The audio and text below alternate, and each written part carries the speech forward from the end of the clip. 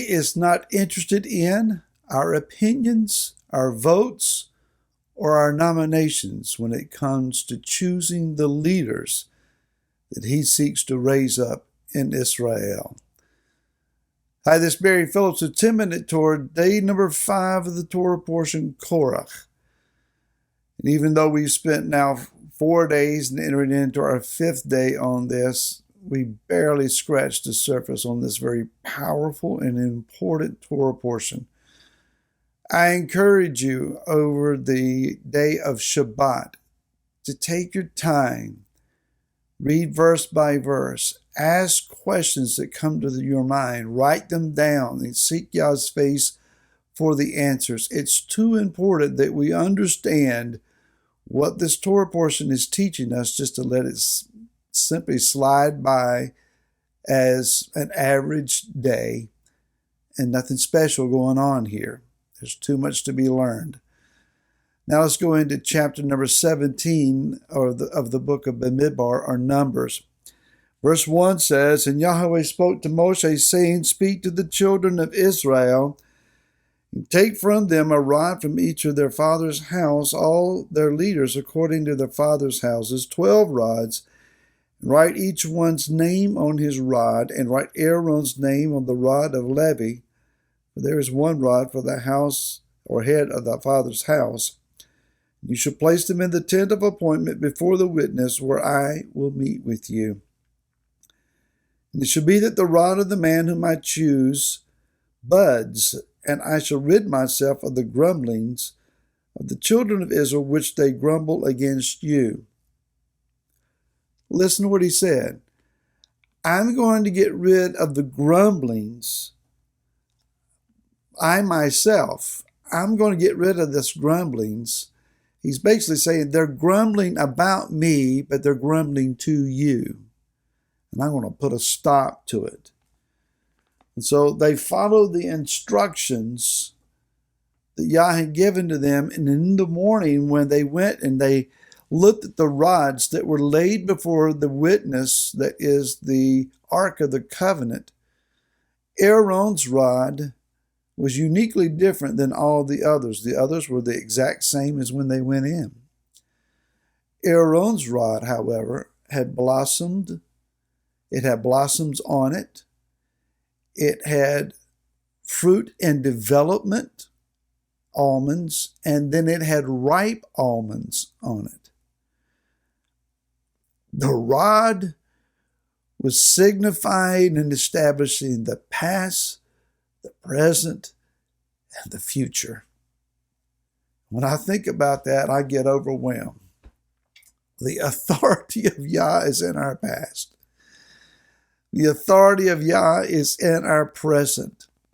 And the authority of Yah will be and already is in our future. Matter of fact, is already in your future. He has already prepared the way for you. When you get into your tomorrows and days beyond, if you look around, you'll see the footprints of your Mashiach, your Messiah, ahead of you. He's already been there. He's opened doors. He has made ways. He's defeated giants. He has answered questions. He has made provisions. He has built bridges. He's parted seas. He has done the miraculous. He has created our destiny, and he is leading us to it. How? By the rod of his authority. I'm overwhelmed at this particular section here. The word mateh in Hebrew, translated not only as rod, but also as tribe. It's spelled with 3 letters, a mem, which is the idea of waters. It can give us the idea of that which is chaotic, like waters that are tumultuous, or waters that are massive, as in the volume of the waters of the ocean, an incredible amount. The tet is a symbol of that which surrounds. And then, hey, the picture of a man with his hands in the air saying, hey, look over here, there's something to see and be revealed. So the rod is to massively surround revelation, or the revelation. Each of these 12 tribes had a revelation of the Mashiach.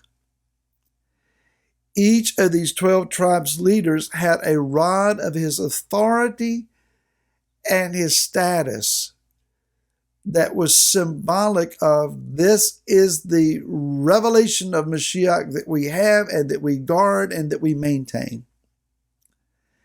It is when all the 12 tribes are pulled together and each is sharing their revelation of who Messiah is, that the picture of the Messiah becomes full and we see him.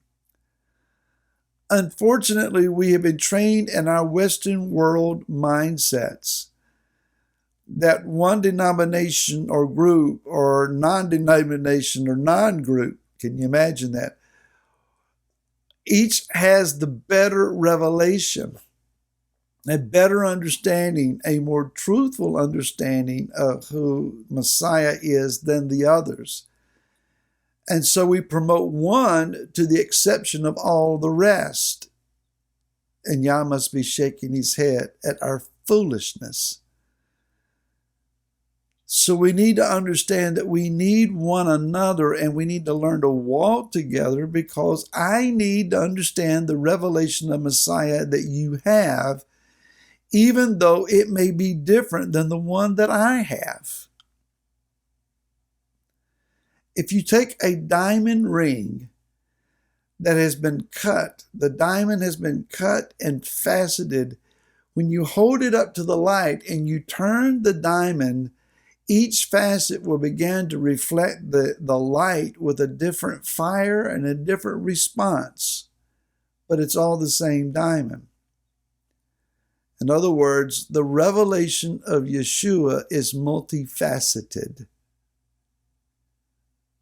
So for us to say, well, we know who Messiah is and the Jews don't, is one of the most ludicrous,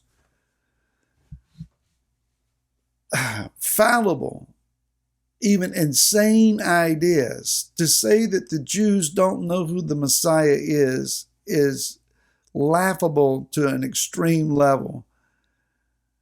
We need their revelation. If you will take time to read rabbinical writings and understandings of who they understand Messiah to be, you will learn much about Yeshua, a great deal about Yeshua. Now to the contest. This sign, Yah says, I'm going to once and for all take care of this. I'm going to stop this grumbling. I'm going to put an end to this. And I'm going to cause one rod in my presence to become fruit-bearing. The sign that Yah gives of the authenticity of his chosen servant, Aharon, to be his high priest, is not for those who are faithful to him. Moshe didn't need the evidence. He already knew. I dare say that there were others in the house of Israel and Am Israel who knew Aaron's the man. But for those that were grumbling and throwing a fit, for the unbelievers, then he said, I will give them a sign. Yeshua said, it is a wicked and rebellious generation that looks for signs. Some of us are still looking for signs and wonders in order to authenticate our belief.